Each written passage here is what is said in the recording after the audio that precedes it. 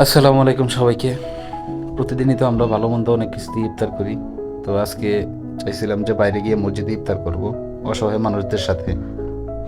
প্রথমেই মসজিদের ভিতর ঢুকে মনটা খুব শান্তি হয়ে গেল।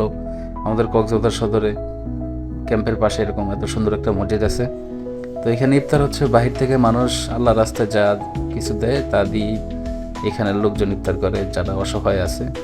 তো আমি ওদের সাথে বসে পড়লাম। মোটামুটি সামনে খেজুর, বেগুনি, আলু, মুড়ি দিয়েছিল। এখানে এমন একটা অবস্থা যে রোজদারিরা যে শরবত খাবে ওরকম একটা গ্লাসও নাই।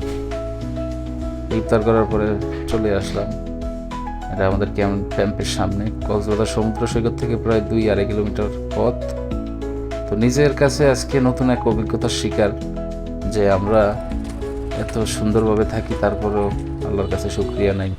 মানুষ কি দিয়ে ইফতার করে, কি খেয়ে বেঁচে আছে। তারপর ক্যাম্পের ভিতরে ঢুকে গেলাম। এখান থেকে বাসায় যাচ্ছি। এটা হচ্ছে